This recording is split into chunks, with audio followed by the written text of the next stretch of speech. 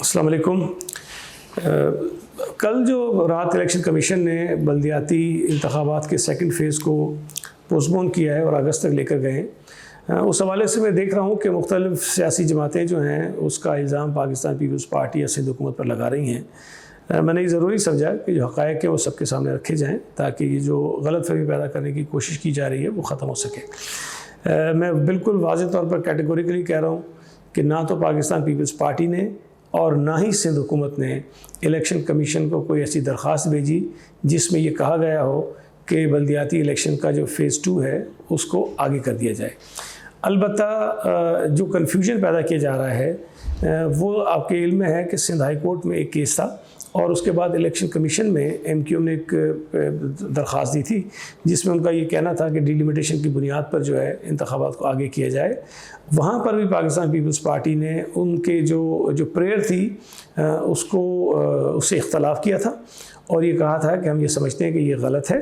और जो high court में जमा कराया गया उसमें जवाब ये था कि सेलेक्ट कमेटी जो सिंध असम्बली की बनाई गई है उस सेलेक्ट कमेटी के अंदर PTI भी शामिल है, उस सेलेक्ट कमेटी में GDA भी शामिल है, उस सेलेक्ट कमेटी में MQ भी शामिल है, पीपल्स पार्टी भी शामिल है और जमात इस्लामी और TLP भी शामिल है। वहाँ पर सिर्फ जमात इस्लामी के रुकन ने ये कहा था कि इंतखाबात आगे नहीं होने चाहिए। बाकी जो जमातें थीं उनका ये ख्याल था कि ये इलेक्शंस जो हैं जब तक लोकल गवर्नमेंट एक्ट में तरमीम नहीं हो जाती तब तक इसको आगे कर दिया जाए। तो पाकिस्तान पीपल्स पार्टी ने उन जमातों का जो मौक़िफ़ था उसको बतौर सिंध हुकूमत अदालत के सामने रखा था।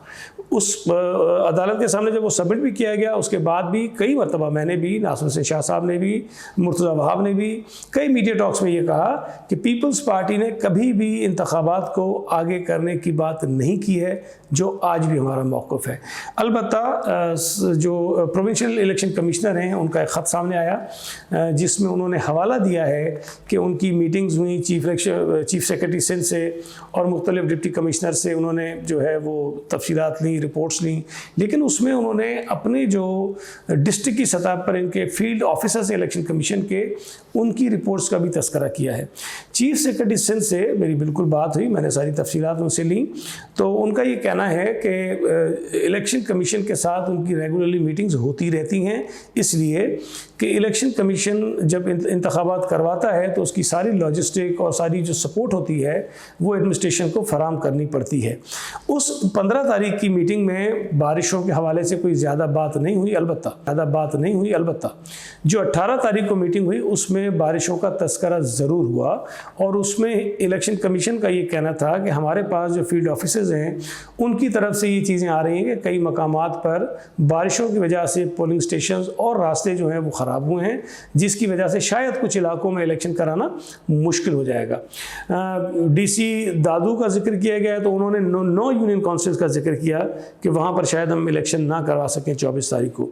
अलबत्ता उस मीटिंग के बाद भी इलेक्शन कमीशन के जो सेक्रेटरी हैं उनका भी और प्रोविंशियल इलेक्शन कमिश्नर का भी रब्ता चीफ सेक्रेटरी और दीगर लोगों से रहा, लेकिन किसी भी मौके पर चीफ सेक्रेटरी सिंध ने उनसे किसी तौर पर कतई तौर पर दरख्वास्त नहीं की कि इंतखाबात को आगे कर दिया जाए।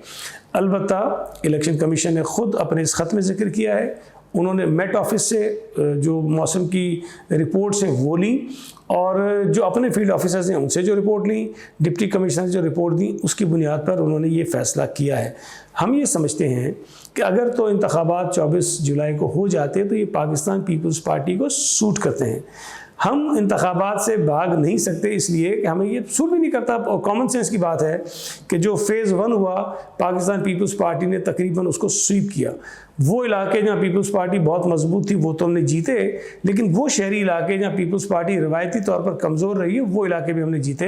हमने सखर शहर जीता, हमने नवाबशाह शहर जीता, हमने मीरपुर खास शहर जीता और फ़ेज़ 2 के भी जो इलेक्शंस हो रहे हैं उसमें जो इलाके आते हैं उसमें हैदराबाद में पीपल्स पार्टी वाहिद जमात है जिसके 25 से ज़ायद जो है वो चेयरमैन अपोज जो हैं वो मुंतखब हो गए हैं। बाकी सजावल हो, ठट्टा हो, टंडोला यार हो, टंडो मोहम्मद ख़ान मुल्तान हो, हैदराबाद मैंने बताया हो, या और इलाके हों, पीपल्स पार्टी बड़ी कंफर्टेबल है और हम जीत रहे हैं वो इलाके।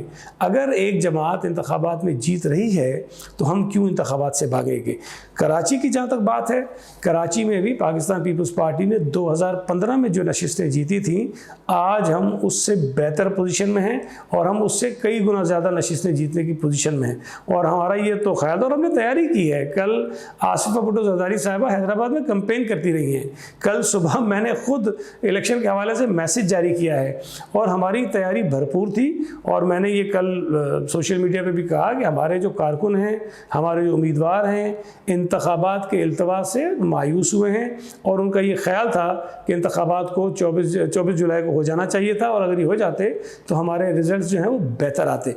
अब वो जमातें, मुझे समझ नहीं आ रही, कि मैं देख रहा था पीटीआई ये कह रही है कि जी वो कोर्ट में जाएंगे, पीटीआई ये कह रही है कि जी वो कोर्ट में जाएंगे। पीटीआई ने सेलेक्ट कमेटी में खुद कहा कि इंतखाबात को आगे करवा दिया। जी हमने नहीं कहा, पीटीआई ने खुद कहा, जीडीए ने कहा, एमक्यूएम ने कहा, बाकी जो जमातें उसमें शामिल थी, सवाई जमात इस्लामी के, सब ने उसमें कहा कि जी इंतखाबात आगे होने चाहिए।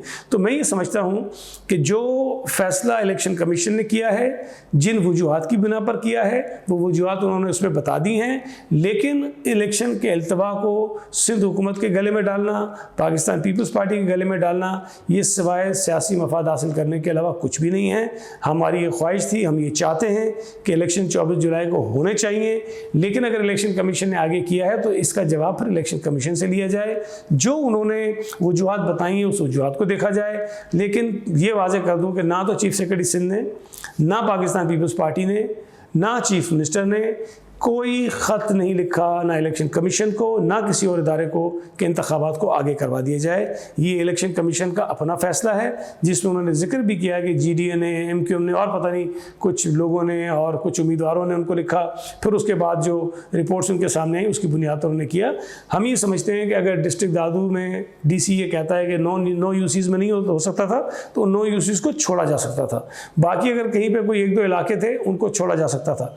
लेकिन इज्तिमाई तौर पर पूरे फेज़ 1 को आगे लेके जाना ये पाकिस्तान पीपल्स पार्टी के हक में नहीं है और हमें इस फैसले से मायूसी हुई है।